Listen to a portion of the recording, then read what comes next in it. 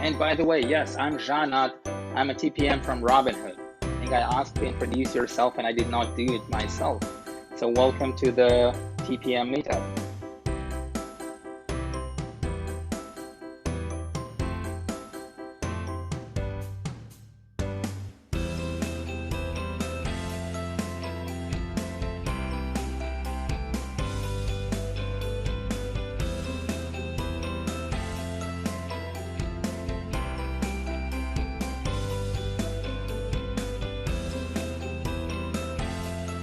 Well, we are about 5 minutes in, and we are 36 people strong right now. So I see people still joining.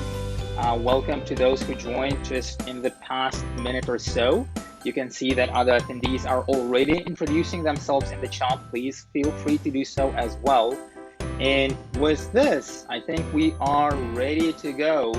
And I want to introduce you the host of tonight's TPM meetup, Ben from Full Story. Ben, welcome on stage. Hey there, thank you, Janat.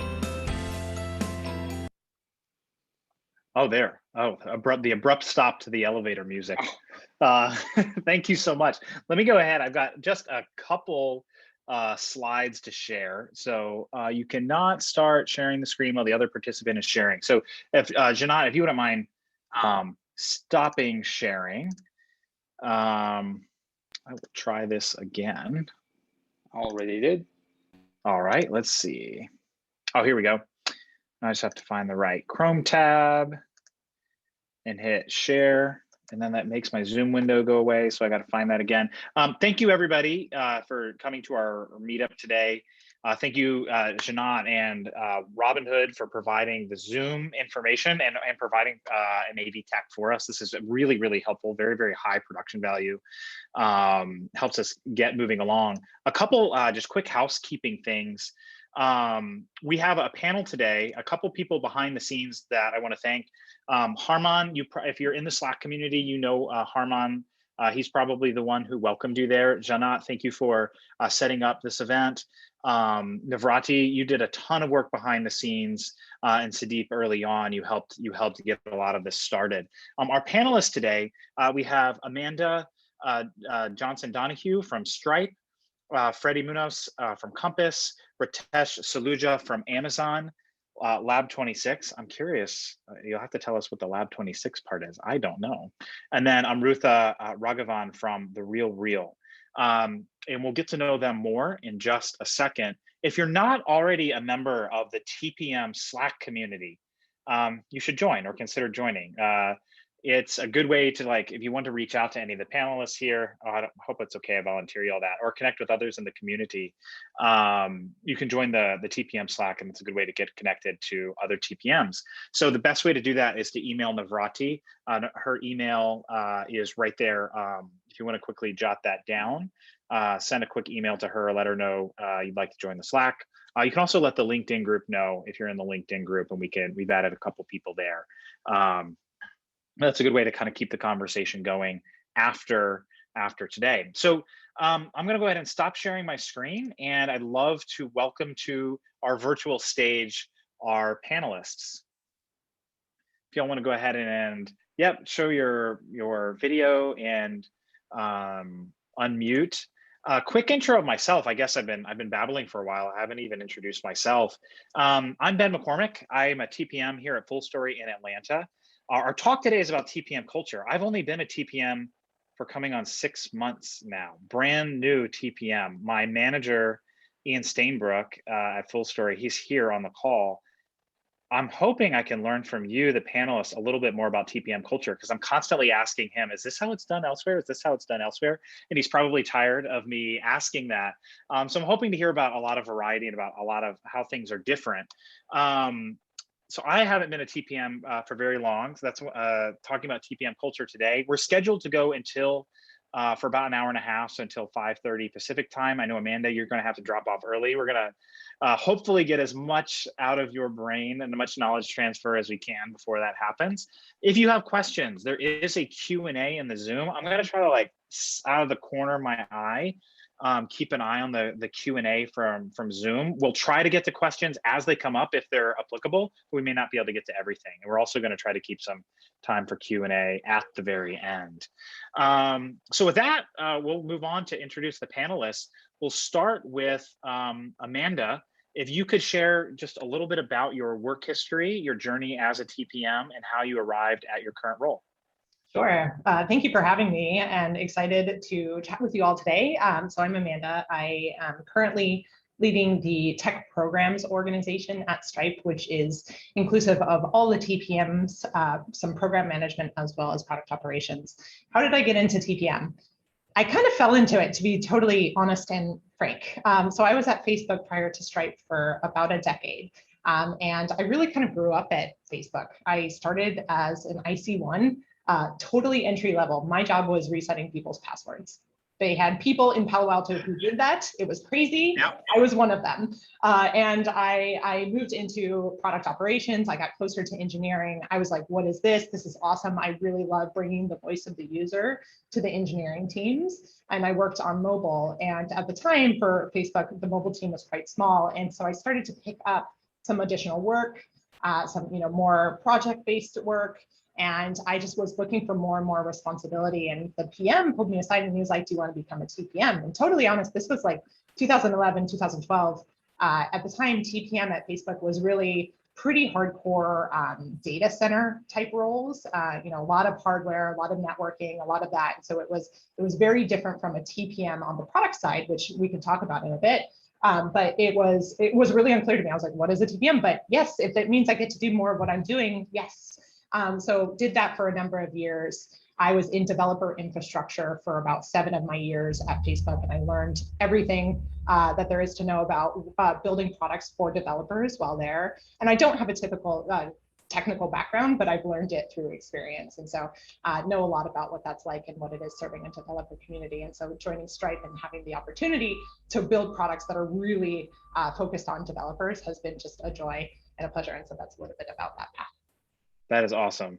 Looking forward to hearing about that, about the more. I love the user experience / customer experience bit of your background. I didn't mention that, but that was the previous decade was spent in that space. So always appreciate that.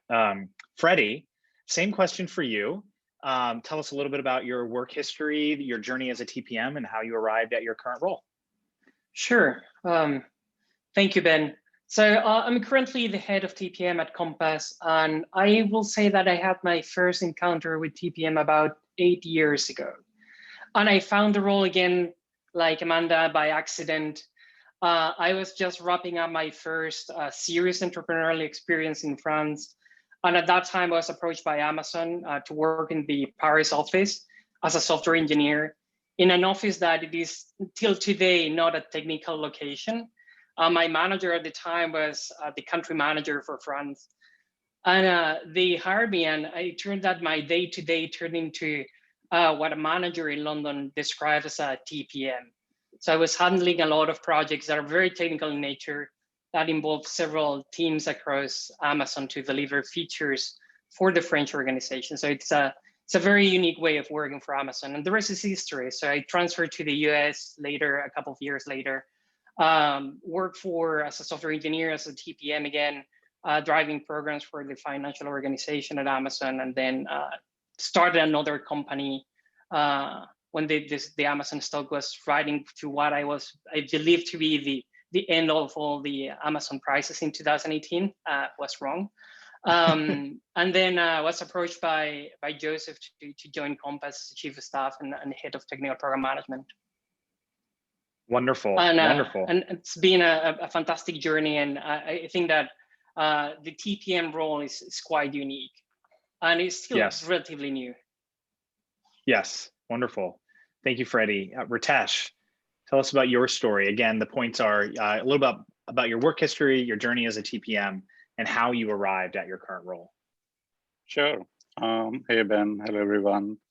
So thanks for having me here, and it's great to be listening from fellow TPM leaders and also be sharing some of my experiences. I, like 2 of our other panelists, also didn't start as a TPM. I started in the testing field in a company called Virgin Mobile. which coincidentally this year got merged or became part of Boost Mobile. So it was a fun thing to just look back 15, 20 years ago. I started in the testing domain. As I grew there, moved to Disney, one of my managers in Disney actually nudged me to try the TPM job function based on my competencies, I would like to believe, and I thought that was the best decision I ever made. Totally enjoyed that journey, launched a lot of platform and products along the way, including Sprint and Symantec, and then joined Amazon 8 years ago.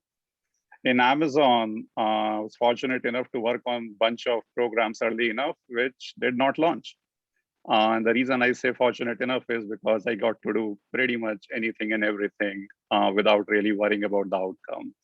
I did launch eventually after a year and a half, started working on a product which did go out. So had some cool success working on phone, tablets, and right now we're working on an emerging product, which I'm very excited about, just unfortunately cannot talk about it. So hopefully you all will hear about it pretty soon.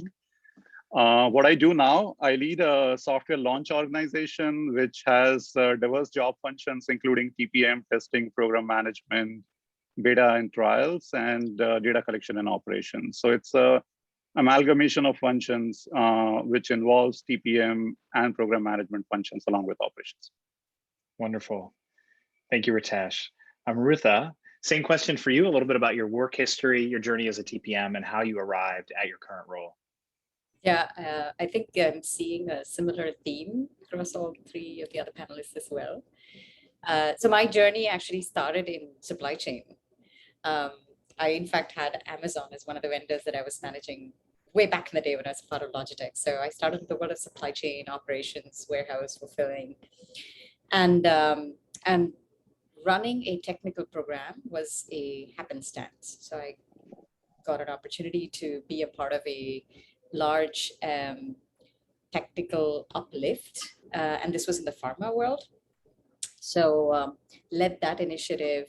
It was a huge data center move, very technical in nature, converting a lot of on-prem solutions to in the cloud. And as I was wrapping up that program, I got an opportunity to essentially lead building a very unique niche solution for data transfer. And this is large petabytes and terabytes of data for human genome sequencing. So that the scientists can basically have data at various endpoints that is closer to where they run their analysis. So that's sort of how I got into the role of a TPM.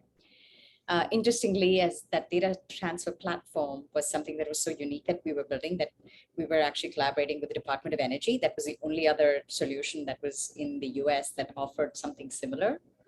And I got a chance to play the role of a TPM, not essentially with that title, but that role basically opened the door for my role at WeWork, where again, I got an opportunity to build a TPM team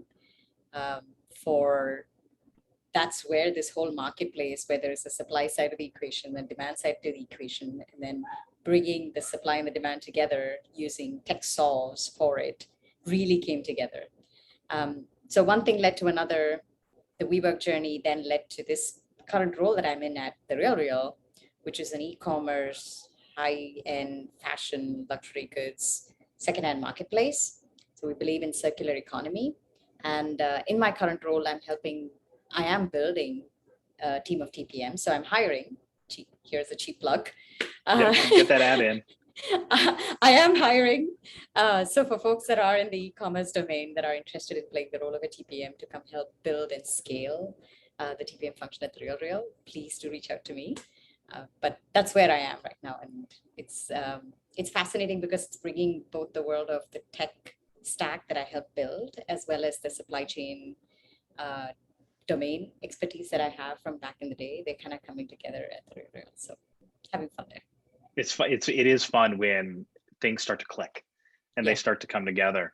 And you were mentioning hiring. I think there's perhaps no better way to advertise. I mean, I don't know. Are all of our panelists? Are you all hiring? Is everybody hiring? I see. Yes. Big time. Oh, big time. Always nonstop. I don't know if there's a better way to put a billboard up about why people should work for you than to talk about your culture. And that's our topic. That's our topic for today. So a couple thoughts that we're going to touch on today. So even though TPM is an established practice, I mean, relatively new, I think, as Freddie was pointing out, it is established. There are people who have been doing it for decades now. Again, a surprise to me, having only done this for 6 months, but it's established. But TPM culture can vary greatly from company to company. And the culture matters, and it matters to those who's responsible for running it, and for us as candidates. As we're looking at evaluating potential employers, we want to understand, like, what is a day in the life like? Like when I'm going to my manager, I'm like, is a day in the life TPM at Full Story similar to other companies? We're trying to figure out what transfers in the marketplace. What does it feel like to work as a TPM? So to kind of continue the conversation, just to set the stage of culture, we won't get really deep with this first question, but we'll go around the horn again, and we'll have you share a couple numbers. So brief overview of the number of TPMs at your company. So for Full Story, that would be 2. It's just me and Ian. What your growth projections for TPMs look like. I know we're looking to hire sometime in the next second half of the year. So that might be like number of TPMs a year ago to TPMs a year from now. Broad strokes is totally fine. We just want to get kind of a sense of how large the organization is, and what are TPMs responsible for at your company. And it's okay if we don't get like super detailed, just trying to kind of get a feel for what it looks like. So Amanda, we'll start with you. Sure. So we started, sorry, my video. So I started at Stripe in January 2020, and that's when we really started to put some thought and process into how we bring on TPMs and what we use them for. And so we're still super early days at Stripe, but I can tell you from broad strokes perspective, joined basically when there was very little, and we are at a place where we are growing in proportion to the way our engineering teams are growing. And so there's a lot of growth. As you might imagine, Stripe is in pretty hyper growth mode right now as a startup, and we're trying to stay on track with that and keep up with it, which is a really fun challenge. And in terms of the question around what are some of the things that TPMs typically do at Stripe, given that we are in such a growth sort of startup mode still, it really, really varies. It is everything from exactly what you think of when you think of a TPM, of driving cross-functional, cross-organizational technical programs that require a ton of tracking, a ton of talking about, okay, how are you guys going to work here with this team and all of that, and making sure that everyone that needs to know what's going on knows that it's happening. But then it's also things like, gosh, how do we do planning? How do we make sure that the dependencies that, let's just take security as an example, that all the work that security is doing and thinking about, how are we thinking about that? And how are we talking across the board and making sure that we're planning together and not running off in 2 different directions and not realizing it? So I think for a lot of people, the fun part of where we're at is that your role it'll change day by day almost. And so finding people who have that comfort with ambiguity and being able to wear different hats, and I think is really kind of a hallmark trait of a really great TPM anyway. But that's something that is, I think, really key with what we're doing at Stripe right now, given just where we are in our growth stage.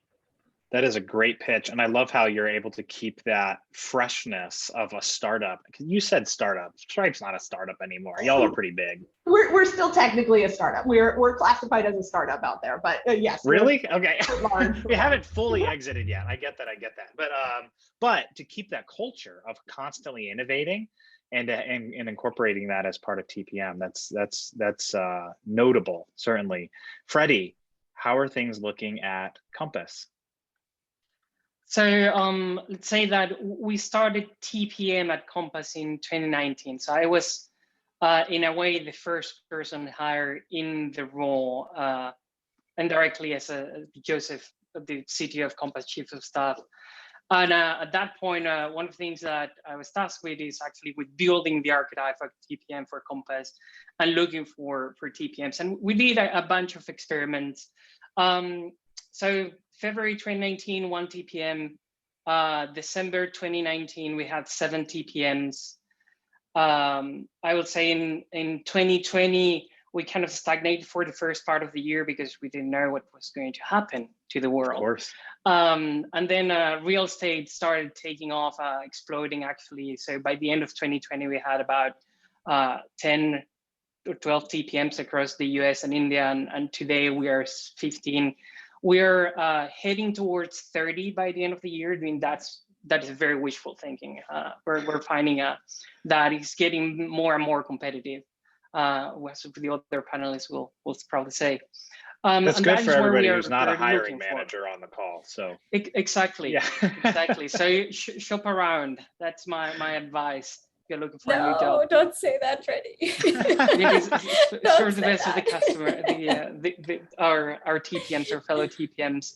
So in terms of what are TPMs responsible for at Compass? So there is one thing that I have obsessed since the inception of the role, is that a TPM should be able to define, structure, drive a technical program. And that starts with something that is very abstract, just a problem, and define that what is a problem, what is a technical problem, how we envision the solution to that problem in technical terms, drive the execution, and drive operational excellence for that. That actually influences how we look for TPMs, or what kind of TPMs do we look. So we look for TPMs that are very strong in the technical background, that are actually borderline architects in a way, if I can use that word. And we really empower them to do that. So our ratio of engineers to TPMs is incredibly low. So we have over, I will say today, we have over 600 engineers. We keep growing. So we really need the TPMs to focus on those large cross-functional, complicated technical programs, which actually is, for most TPMs, is the part that actually make the work super exciting. Now, within those programs, they need to deal with egos, they need to deal with technical problems that are really complex, they need to deal with a lot of influencing without authority, which is, I would say, the word that I learned in my second week as a TPM at Amazon. And I think that that's something that our TPMs, or the people that we hire, we expect them to do very skillfully and resolve conflicts. Our TPMs work at all the different levels in terms of work from VPs to line managers. And the idea is that the TPM is there to create clarity, and to create clarity of execution, to clear clarity of technical execution and technical complexity. So that's what we expect for a TPM, to be very technical, really to be very structured, and to be able to influence without authority and work with others. With what we call collaboration without ego, putting the ego a little bit aside and deal with very complex personalities of other people.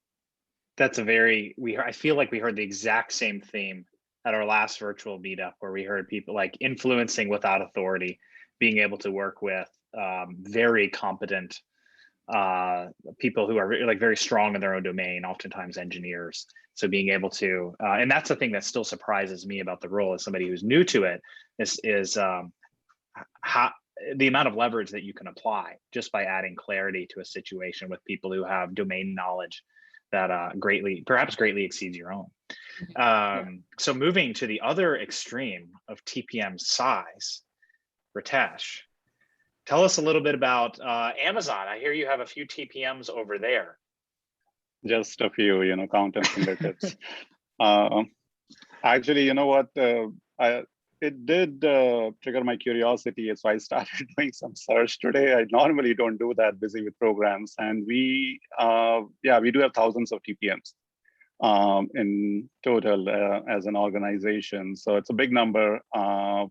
Personally, in my group, so we're working on an emerging product, complex program running for a few years, and a big organization which has TPM and PM job functions. We are also growing.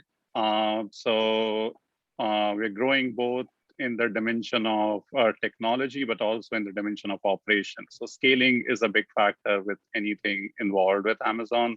So that's definitely a focus area. With respect to what the TPMs are responsible for, I typically associate the job function with two fundamental things, and then you can always go deep. One is make a difference. I do feel like good TPMs make a difference, and we're always trying to position them in that way. And second is the other extreme, avert disasters. If you did that enough times, you've earned your paycheck, frankly. So definitely look for those two. Primarily what I see around me is almost every TPM is doing one of the three, that they are building features, or they are shipping software releases or hardware releases, or they're building new products. So that's our world. We do have some specialized roles though within the TPM job family, case in point, privacy, security, safety. Also see TPMs being good chief of staff and doing roadmap planning. So they kind of go and navigate in various directions, and I see them finding success across the board. And probably we'll be touching a little bit about that today as we talk more in detail. But at a high level, that's what TPMs do with us. Wonderful. And finally, Amrutha, the other extreme from Amazon has thousands. How many TPMs do you have at the RealReal? We're an army of one. Army of one. Awesome. That's why there was a pitch to the hiring point.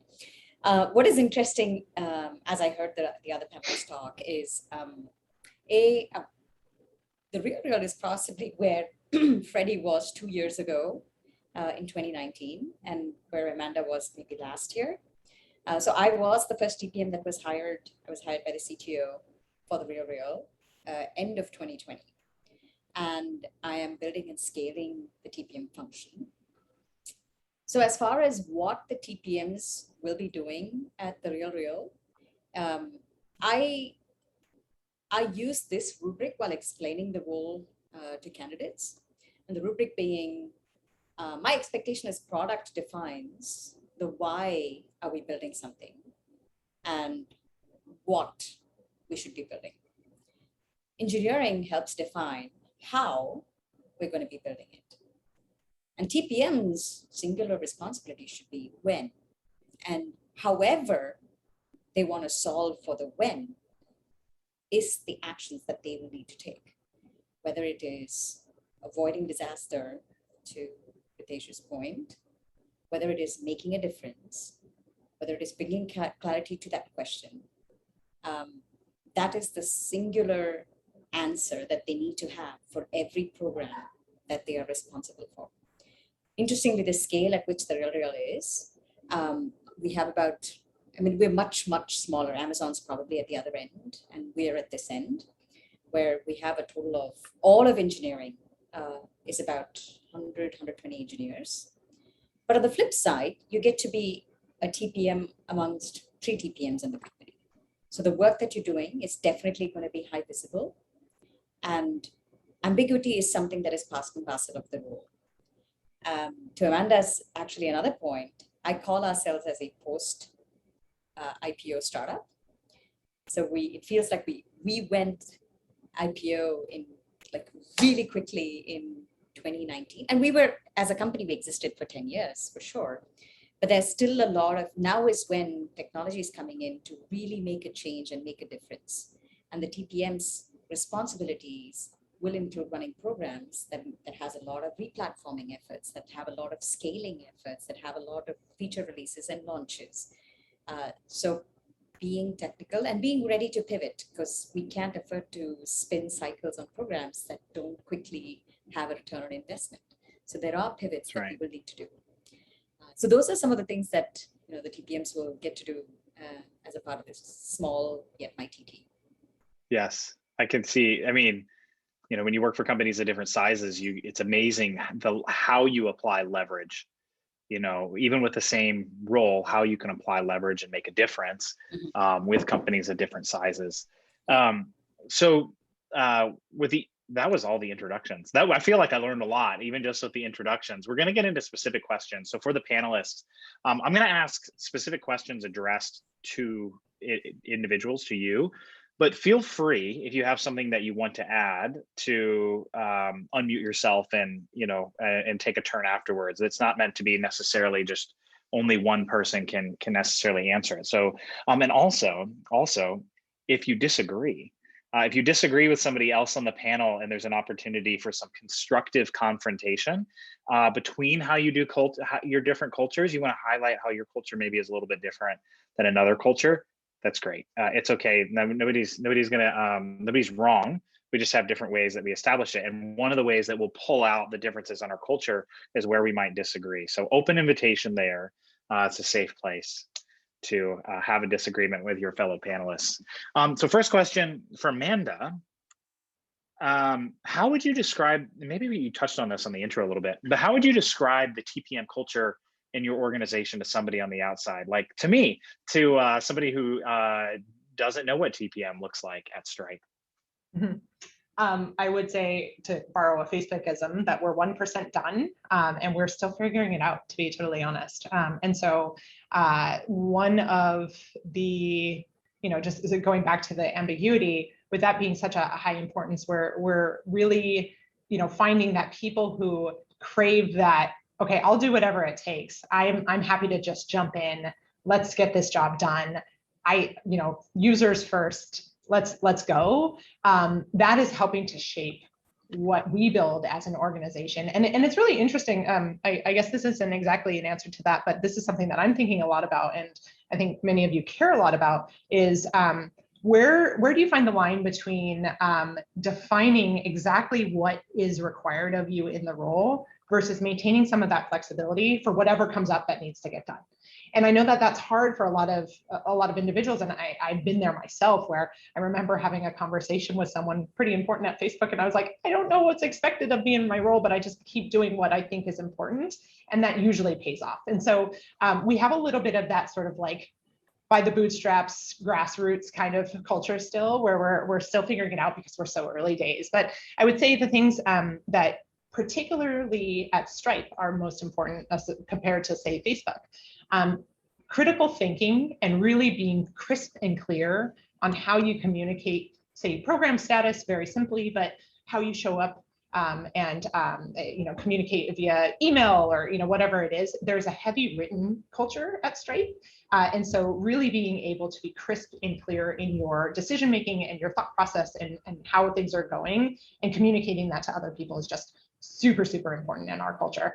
So I'll highlight that as one and let others. I love that you mentioned that. Like, that's one of those things, like, I found as I would go throughout my career, I really value in my, like, I just enjoy writing and enjoy like being clear. And it's not always, you don't always know, like, where is that valued in an engineering organization or a startup or that sort of thing. It's like, I like this, but do the rest of my coworkers value this? Does the job value this? So knowing that you're putting that front and center and you're leading with that, like, hey, we write.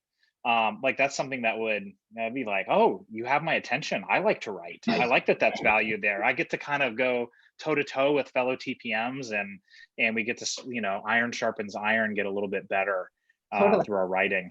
And I think, I'm sure, Ritesh, you see this a lot with Amazon as well, but it is so good at forcing someone to be really crisp on what matters, and forces you to get really just crystal clear on how you approached a problem, how you did that. Because if it's this huge long email, no one's going to read it. And so you've got, right. We're all going a million miles an hour. So you've got to be super just really deliberate about that. And so it forces a lot of that, which is really nice. And I think we kind of borrowed a little bit of that from Amazon, if I know a little bit about it from some candidate calls. You got that totally right. If I may quickly chime in, Ben, not commenting on Stripe culture, but I quickly chiming in on what Amanda said, and Freddie also has some Amazon roots. So I think that's one of the peculiarities which I see a lot of folks coming in to our world. Really bright people, very good with their core skills. And then all of a sudden, it's like, oh, I got to write a document. How does that work? I've always been doing spreadsheets and presentations all my life. And it's just funny when you leave somebody to, summarize their thoughts with a one-pager. It's not easy first go. So folks have to learn their way through it. And I think it's a very unique and peculiar way of doing things. But I personally believe, I think it just helps us make better TPMs as a whole. So the communication bar goes up. Who does this? All right, this is an unscripted question. Who asks for this kind of like a writing sample as part of the interview process? We do. You do? Yeah. When I was interviewing for customer support, I would ask for writing, and I got so much more. I got more signal from seeing how people write than I did from reading, interviewing. You can fool me in an interview. You can't. It's very, very, very hard to fool me when you're writing things down. So it sounds like this is a consistent. I'm in the right space. I'm in the right space for the last 6 months. Freddie, question for you. How is TPM where you are now the same or different from where you had worked at previously? Now you've worked at Amazon before. So like, what'd you learn there? How is it different? What are you trying to establish at Compass that's maybe a little new? Yeah, Amazon is a company that has 1,000 TPMs, right? And we'll keep growing, we'll keep hiring, eventually we'll eat the world. When I was there, probably there were 300 less TPMs, which is still an insane amount of TPMs. And one of the things that I observe at Amazon is that there is no one archetype of a TPM. It's basically on demand. And Amazon lives and soars by the general management model or the general manager model, where a TPM can report to an engineering manager or to a general manager or to another TPM manager, and that person will actually define a subculture. I think that the way in which is different is that we don't have that. We have made a huge effort to define the culture and to define the role of a TPM as a leader for the organization without absolutely any doubt, right? And at Amazon, it really depends on who is the person that is leading that organization, right? It's sometimes when a company that has more than 1 million employees, it's very probable that you will have a manager that even is not going to push for you to take on interesting projects, or is not going to create the opportunities for you. That means that you will be, I will say this, and maybe people are going to hate it, but you're going to be subservient to the engineering teams, right? You become the TPM of the team rather than the TPM that drives programs. And I saw that happen a lot at Amazon. Now, what I saw at Amazon that happened too is the complete opposite. So TPMs that were really technical, that were really good, were superstar, admired by a lot of people, and they were seeing as well, this succeeded because there was a TPM there, because this is so complex. 20 teams needed to partner in this. The technical complexity was super high, and someone needed to drive clarity on it. And that is I will say, is the thing or the element that I retain from the Amazon culture, is those great TPMs that actually make the difference, and try to replicate that. I won't say 100%, because there are things that I loved about Amazon, and there are other things that I didn't love that much. But replicate the good bits of it. So the one of creating clarity, TPMs being really technical leaders, TPMs needed to have that writing skills, and everything start with a 3-pager explaining the problem. So those are the things that makes a little bit of a difference. Our culture, and as we have defined it, is in one vertical, reporting up to the CTO.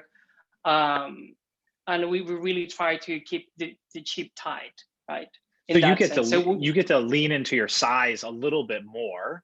Yes. Being smaller than an Amazon, you can say, if you want to be a TPM who has real influence across the entire company, this is the place to do it. And and actually our TPMs, even this, I will say, smaller programs that they take are involve 3, 4, 5 teams and have visibility up to the CTO or up to the CEO in a quarterly review, right? So that actually also put a little bit of pressure on people. Yes. Well, okay, Ritesh, we have to give you a chance. This isn't scripted. We have to give you a chance to respond and tell why should people come to Amazon and not necessarily the Stripes and the Compasses of the world? Didn't realize walking in it's going to be a pitching contest, honestly. No, that's honest. But look, I mean, first up, respect Freddie for his experience and what he has taken forward to the next set of group. I think that's how it should be. You build experiences, leverage them in your career, not just across companies, but also within the company. I personally moved 3 times within Amazon. And, I've moved from groups to group and found some cultures to be different. So I do echo that. Also feel like that's happens when you grow as big as we are. but it's unavoidable in some ways, which is why, we actually live, or try to live, at least aspire to live out of mechanisms instead of good intentions. And that's the number one tenet which I try to follow as I have a big organization, which is how do I build mechanisms which are not dependent on me, but they live independent of who's running it. And that's what, in general, as an organization, we try to do. The other point, that's a great line. But that's a great line, by the way. Like in terms of like having something that establishes the kind of culture that you have at Amazon and what it's like to be a TPM. If I have the, you ever had the experience like you want to engineer yourself out of a job, that resonates with people. So knowing that that's what you're establishing at Amazon sends a very clear message. And it's also a good way of growing, right? You got to make yourself redundant. So to Freddie's point also, by the way, which is, there is a good degree of flexibility on how leaders want to run their organization. So it's very common to see TPMs reporting up to engineering leadership chain or have engineering managers. Nothing wrong with that. It's also common to have TPM under TPM leadership, such as my group, which is a pretty big program management organization. And like I said, it's not just TPMs, we have program managers and operations managers. So it provides a good career ladder for people to switch, etc. Personally, if I may, I lean in to Freddie's views that, having a core TPM group with core set of values, culture, and principles helps. But once again, it does not mean the other structure is wrong. It just works for them. There are two pizza teams, where they have two TPMs. Do you want to build a team like that artificially? No. You're running a team which has 30, 40 TPMs and PMs. Does it make sense to have streamlined set of mechanisms? 100%. So it really depends, what the setup is. And I'm glad Freddie has taken some of that to his groups.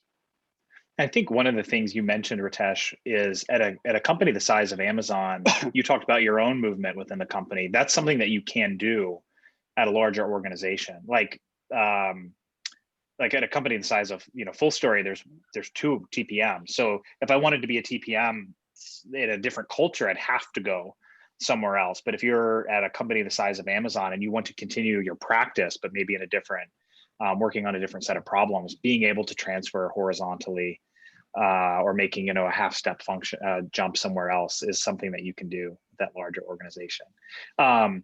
I'm going to jump around off script just a little bit because I know, Amanda, we've only got you for 12 and a half more minutes.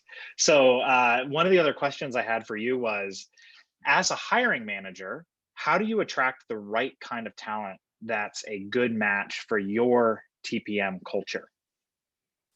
Yeah, this is a good question. To be honest, I not perfectly, and we're still working on this. I think you can only put so much into a job description.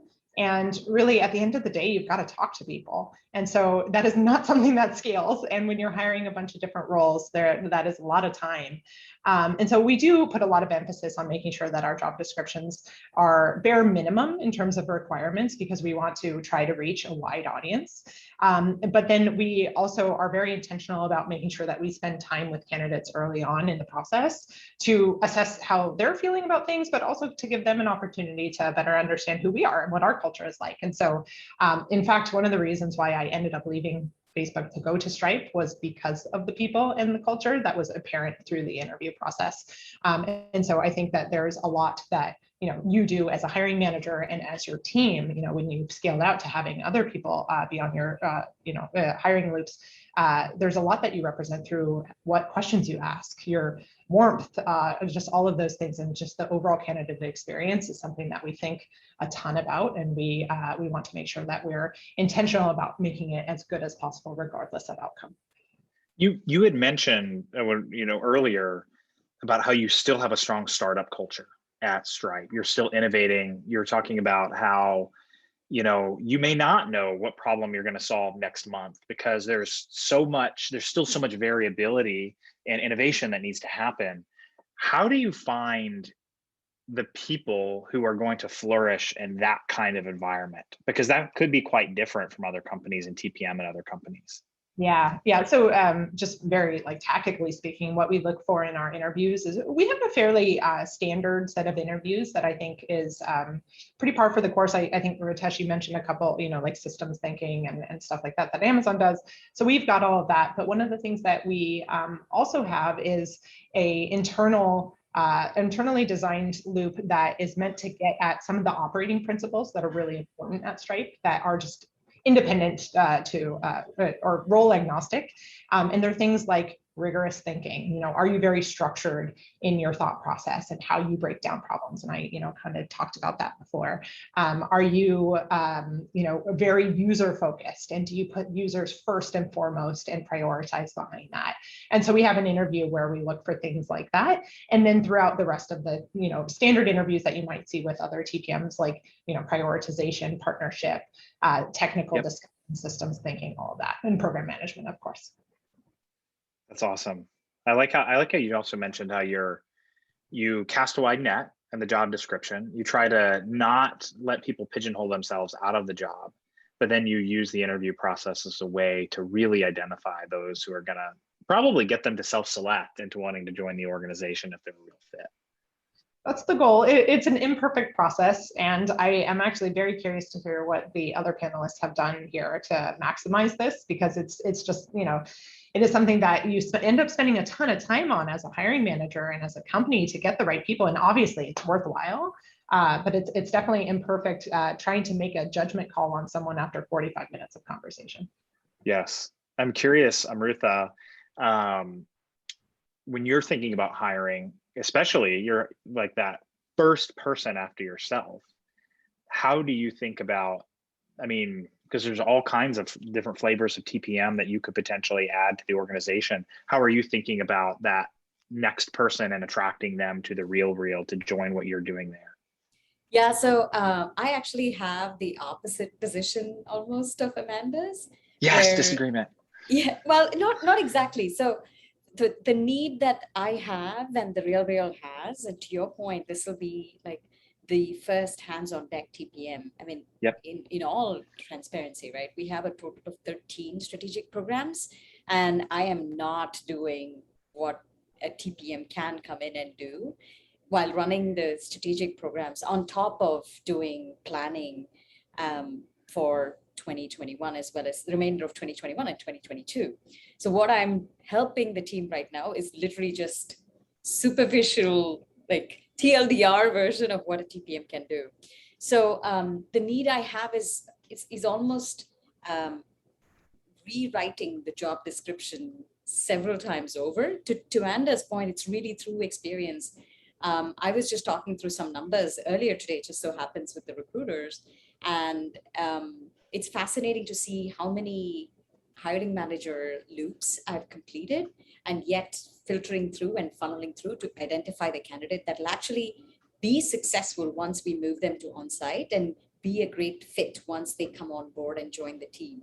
So I almost have an opposite position where I'm actually rewriting the job description to get very specific so that the candidates that do apply and do want to be a part of this experiment almost at the real with the TPM function are the right fit, and they recognize and understand what they're getting into. Because day one, it's going to be, you got to hit the ground running. I'm not saying the other teams doesn't operate that way, but adding one, like they're going to increase the team size by 50%. So right there, it makes, that's right. It's like slightly that's the highest leverage hire after yourself in terms of TPM. That next person, they're going to shape the culture as much as they're going to borrow from what you've already established. Yeah. So I don't have that kind of luxury where I can cast a wide net, and I don't have that kind of luxury. So I'm almost, and again, this is only to Amanda's point again, it's an imperfect process, and I've just been reworking the job description to kind of call out what are the key things that me and the rest of the team here at the Real really needs. So even when candidates say, hey, what do you expect out of the TPM? I actually phrase it as what will make the TPM at the Real successful, because that's what we need. It's rather than what I'm expecting, it's what we need. Right? That's great. Yeah.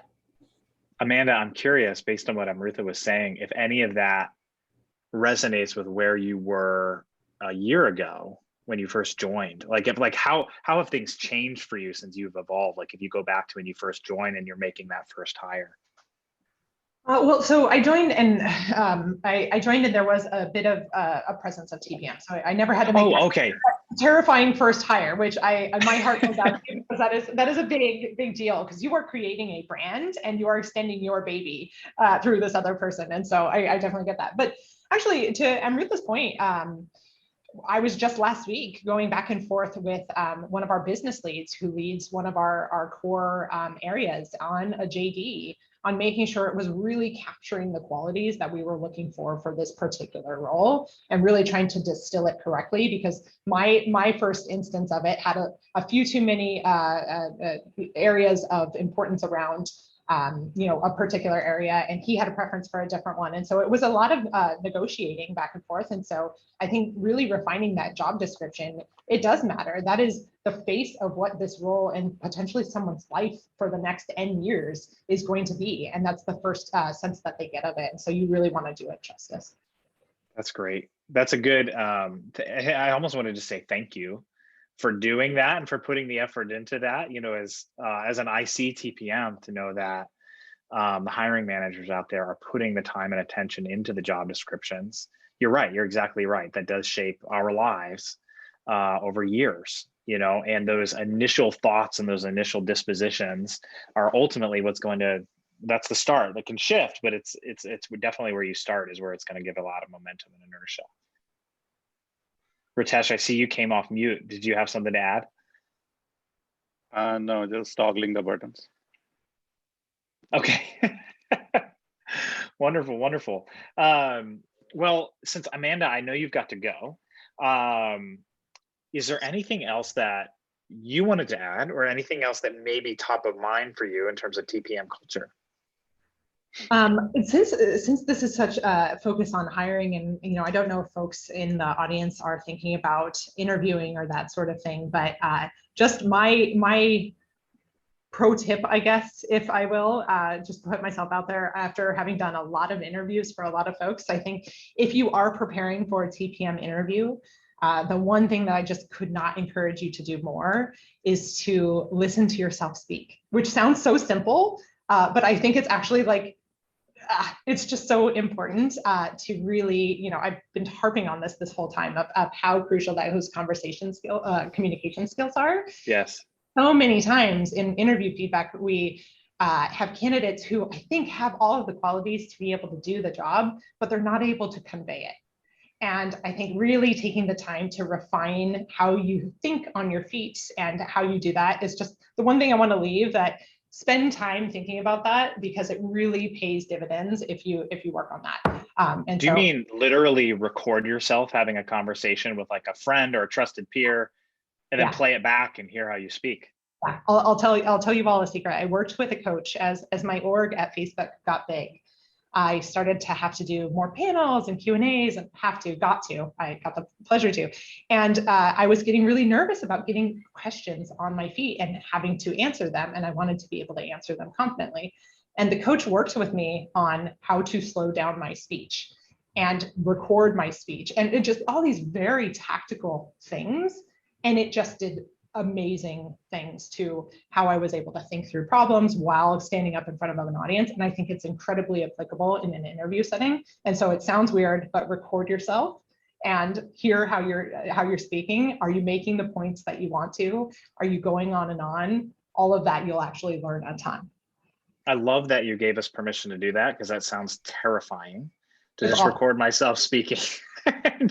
And you have that weird, is that my voice experience?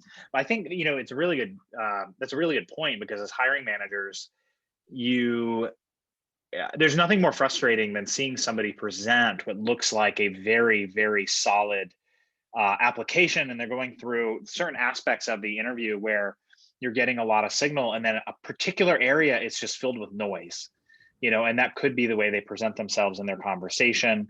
And that can prevent you from it could potentially prevent you from bringing on somebody who could be a great addition to your team and your culture.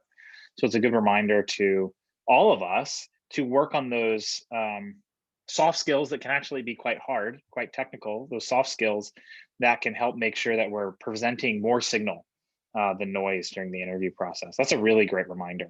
Amanda, I know you've got to run. Yes, thank you. And I'm so sorry. I'm so sorry to have to run in the middle of this. Ben, thank you so much for wonderful moderation. And thank you, all three of you. I'm looking forward to connecting at some time in the future and learning more about you all. Absolutely. Thank you so much. All right, excellent. Thank you, Amanda. Have a good one. Thanks. And Amrutha, yeah. Did you have something to add to? When it comes to topics of prepping for an interview, I think just recording yourself and listening to yourself is a great tip. I've found just writing, again, going back to that exercise of writing down your responses and kind of refining through them has helped me when I was prepping for this role, and has always helped me. And it helps you remember what are the key points to present and what cadence you want to present them. And it also helps you understand the number of examples you would like to have for each of the use cases, so that your experience reflects really well in your responses. I think just going back to that writing exercise has helped me time and again. And I think I would encourage folks that are actually interviewing to go through that exercise all over again. That's a great recommendation. It makes me, people ask you things that are on your resume. I forget the things that are on my resume because I maybe wrote it 5 years ago. Maybe I added it to my resume 5 years ago. And that's a great exercise, taking the time, because it probably wouldn't take but an hour. Just go through your resume point by point, one paragraph. What was this? And to be able to communicate that clearly, that would go a long way. Freddie, I see you came off mute. Did you have something to add there? Yeah, no, it's I will say my number one advice, and that makes a huge difference in the interviews, actually prepare. So I don't know if this is a common practice, but we do send a preparation email. We do want and expect candidates to be prepared. So we tell them, so kind. This is the things that we're going to ask you. These are the things that we want to see. Come prepared, come with your stories prepared, brush on your system design skills, brush on your technical deep dives. That makes a huge difference. And actually it's a natural selector because the candidates are not prepared. That comes across super quickly and during the interviews. Yeah, and again, that can be frustrating as a hiring manager. It's like, we might have wanted to hire you, we just don't know. We literally don't have the signal to know if we should have hired you. So I'll just add in a couple of things to what's already been said. One of the things which I have lived by, it has helped me, and it has also helped me during hiring, is what I call courage of conviction. You really need to be convinced in yourself on what you're presenting before anybody else would get convinced with you. So you need to be convinced in your mind, hence the courage of conviction. And I think the two things which play out in real life on those aspects are comprehension and abstraction. So the more you practice comprehension and abstraction, be it technical topics or non-technical, it will help you in interview, it will help you generally in your job. And also in a lot of times within the company, I see how do you differentiate around some of the parameters. This comes out as a very key component in deciding somebody's growth. So you can't practice enough when it comes to this skill. So I wanted to do a +1 on that. I'm going to come back to that real quick. Just a reminder for everybody else, we're scheduled to go for another 30 minutes. Amanda did have to drop off. I see we still have most of the participants still on here, but didn't want you to think we're just kind of running long. We are intentionally going longer because we plan to end in another 30 minutes.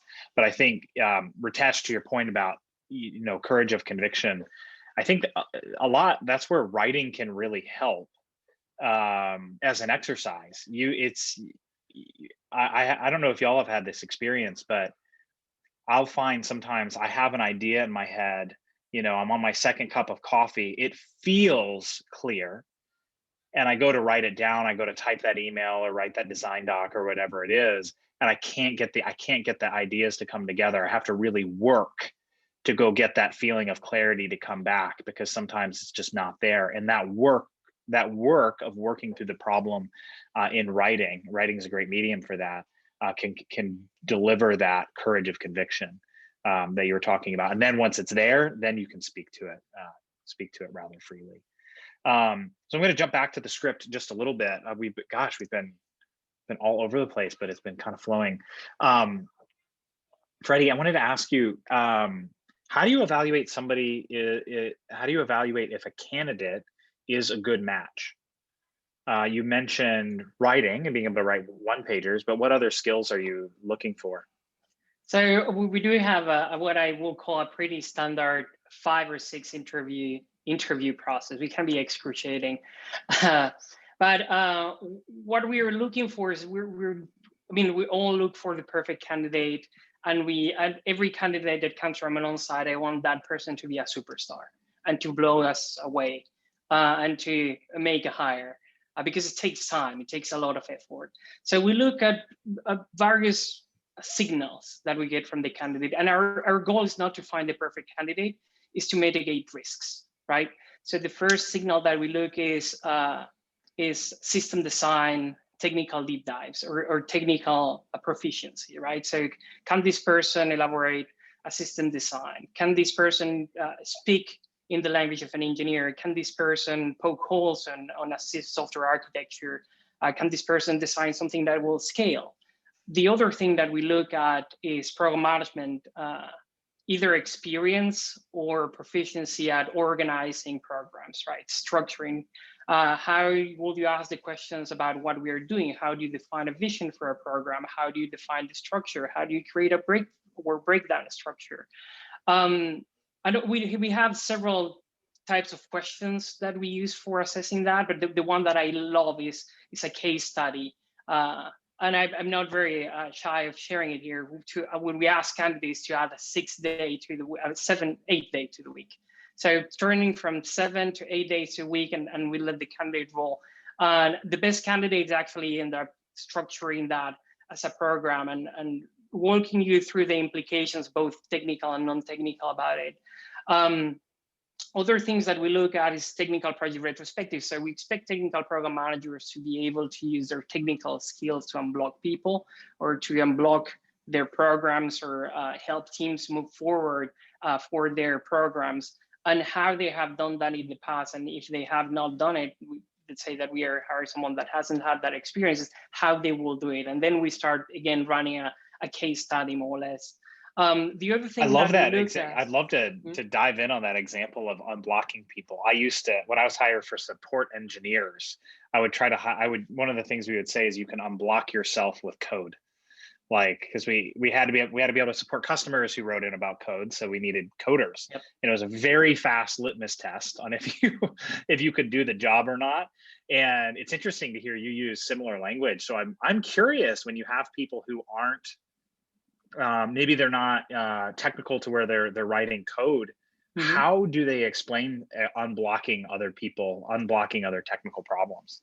So there are several ways in which a TPM that can add value or can unblock a team or a program that is blocked technically. So either they go and look for the competency to actually unblock that, and they can actually understand the problem. They understand why this blockage is happening, right? They understand the technical terms, they just don't know the solution. The other is that they start brainstorming with the team, and they drive that very deep technical discussion. And at the end, they have this eureka moment where they find an answer. It's almost like they're pulling it out of their team members, the answers coming out of their team members. Yes, and I will say that is the force multiplying skill of a TPM. Is that the TPM in itself knows superficially a lot of things. So the breadth is larger than the depth. And that allows them to connect the dots and to start taking the ideas from one teammate, or for one staff engineer, from one division, or from one line of business, and connecting it with another, and find inventive ways of solving the problem, right? That's a great way to put it. Those are the perfect, we'll say the perfect candidate. The candidate that actually succeed very well at those interviews are the ones that can exhibit those competencies. It's making me nervous about competing against those candidates, because as somebody who's technical, one of my Achilles heel is I can go down a rabbit hole making some really awful engineering decisions, because I'm not a I'm not an engineer, but I can be a bad engineer, and I could, try to solution something myself when maybe the real answer is using influence to draw out the answer from somebody else. Yeah, and sometimes even, there is these say no idea is a bad idea. Actually, there are very bad ideas and wrong ideas. However, having a wrong idea serves as fuel for other people to start thinking about that problem, right? And they will tell you, I mean, if you are having a discussion with a very brilliant engineer, we'll have absolutely no problem telling you that you're wrong and pointing absolutely every single piece why you're wrong. However, that actually helps spark in the process of looking for the right solution. Yes, that's excellent. So I used to have a colleague who would say, this is a bad idea, and he would lead with that. And then it invites you to kind of like, okay, let's get to work. Yeah, those are a few things. And the other piece that we look for is, can you work with us? I mean, can you work with an engineering manager? Can you work with a product manager? Can you work with a VP of engineering that will have very strong opinions? How do you solve conflict? How do you influence people without authority? How do you make a team that needs to do something totally different do what you need? So will you buy them chocolate? Will you dine and wine them? Will you try to get data and convince them? What are the things that you will do to move your program forward? At the end of the day, we explain our TPMs and we open with that. It's like your first and primary responsibility is to deliver your program. Everything else is dust in the wind. So what will you do to deliver your program? That's a high bar. I feel a little nervous, but mostly excited by the way you described that, Freddie. That's a high bar. Look, it's a fun exercise, and as I said, we try to look for signals to mitigate a risk. Every hire that we make is a risk. Maybe we think that we are hiring the best candidate that fits our culture, will collaborate with everything, and we have a flop. But we try to mitigate the risks, right? We try to mitigate the technical risk, the collaboration risks, the program management risk, and then the actually customer empathy risk. I like that approach. And with that, we make a decision. I mean, whether we were going to take the risk with you or not, and that's it. I like that, taking risk, calculated. It's a probabilistic view of the person. Ritesh, do you have something you wanted to add there? Not on Freddie's hiring recommendations, all great ones, but I think one thing which I keep an eye on while I'm hiring is, and that's generally helpful, especially for people who are looking to prepare for interviews, etc. Identify your superpowers. That helps because we can dwell on your weaknesses all we want. At the end of the day, you're going to get hired for your strengths. So I would highly encourage people to not worry too much about mitigating their weakness. I mean, yes, you want to make sure you don't have a showstopper, but in general, focus on your strengths. The other thing is we look for a lot of candidates in two dimensions. Can this candidate go broad?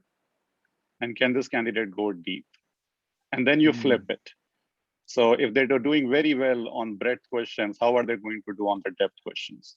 And if they are exhibiting a lot of tech chops, now you give them a multi-stakeholder, high-scale, complex problem with a ton of variables, which is in general inherently breadth. What are you going to do now?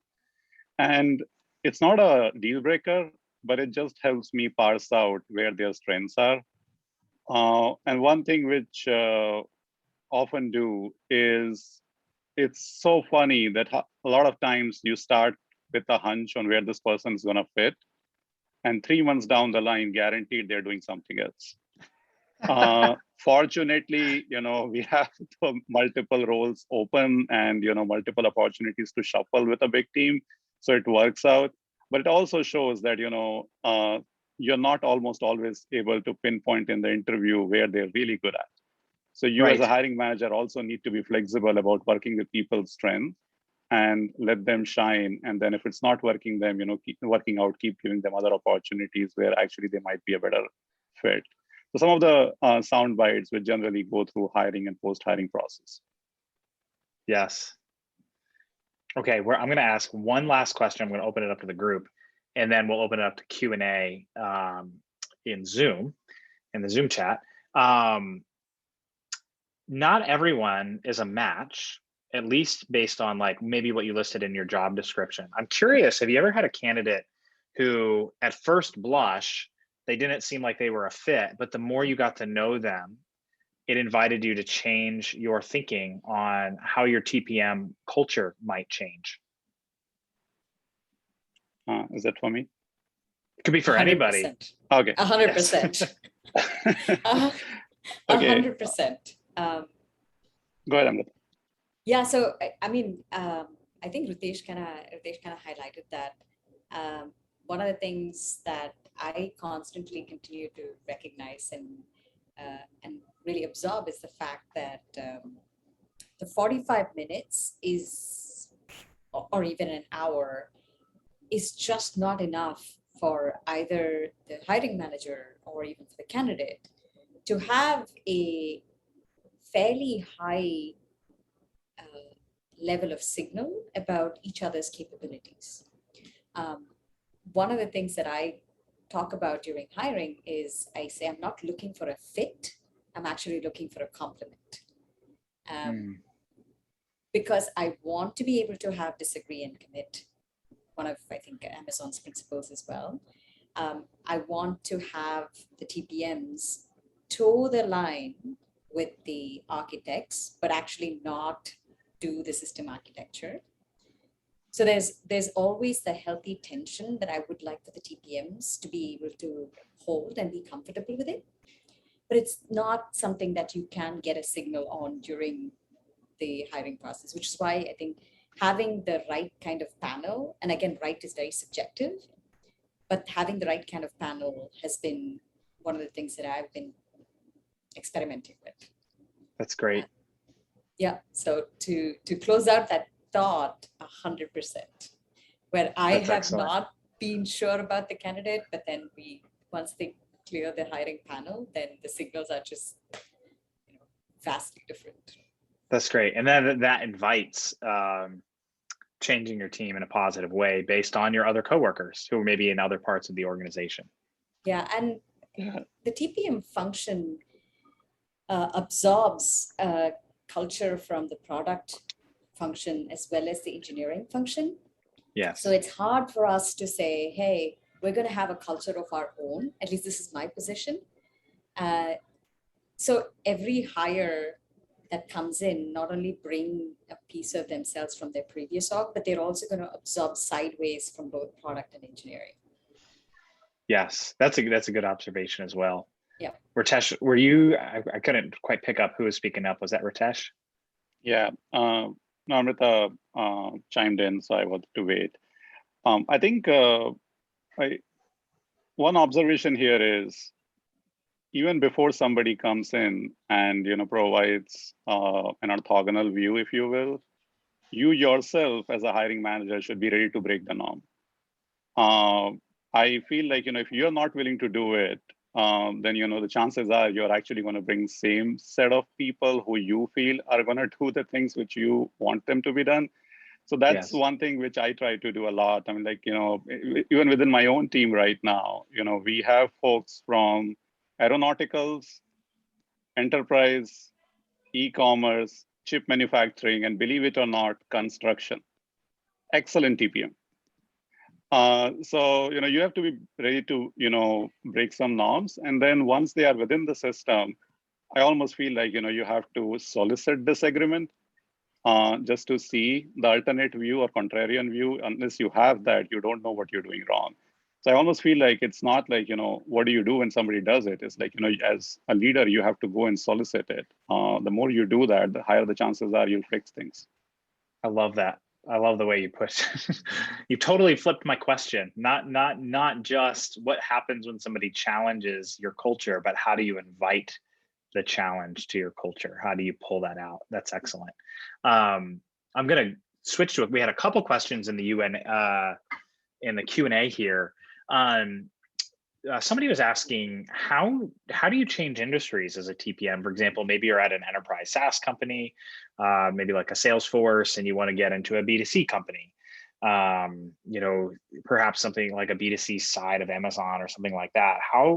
How does somebody move horizontally across industries but stay within the TPM practice?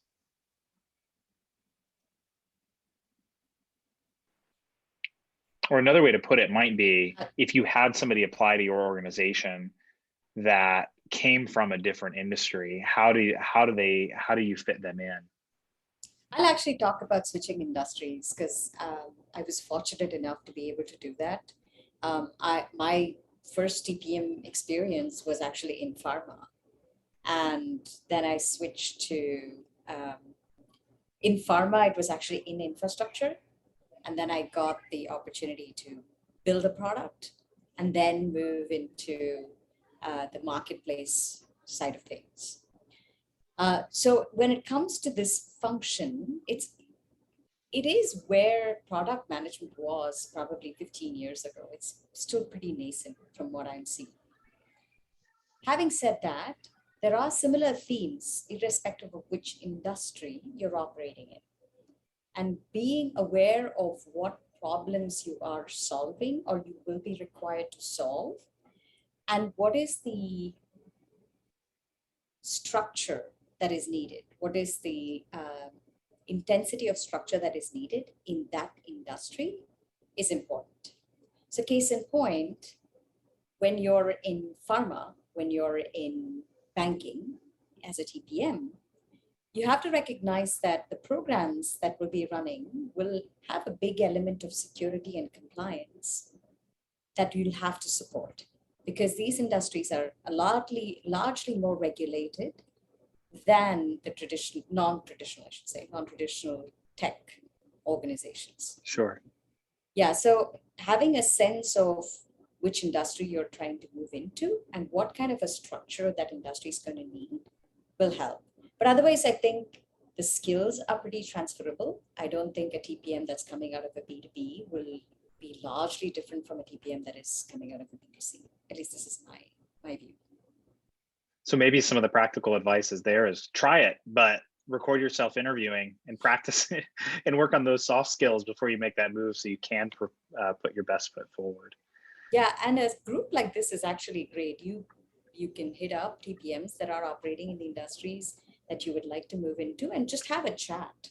Just talk to them and understand some of the problem statements that they're helping solve to get a sense of where there are gaps and where there are similarities. Yes, yes, that's excellent. We had one question here, which is, is there a ratio of engineers to TPM that you strive for? Does that matter? Or how does it settle out? I'm curious if y'all have thoughts on that.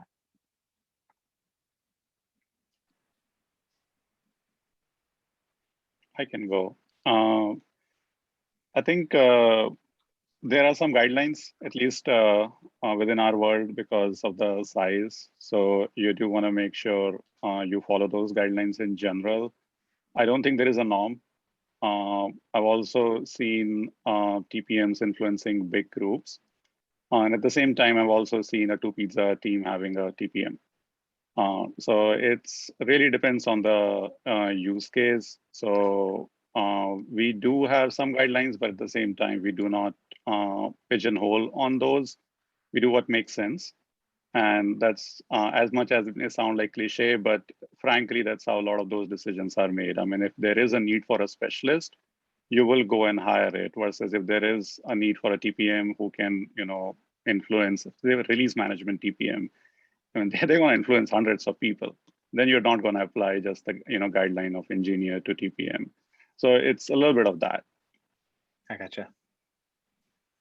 Yeah, I echo what Richard is saying. So we do have a guideline that we put in place, but it's just a guideline. We shoot for 1 to 30, which is kind of on the low ratio of TPMs, right? So and that is because we are still discovering how we have defined the role, we think that that is the size that we will be at for driving these large programs.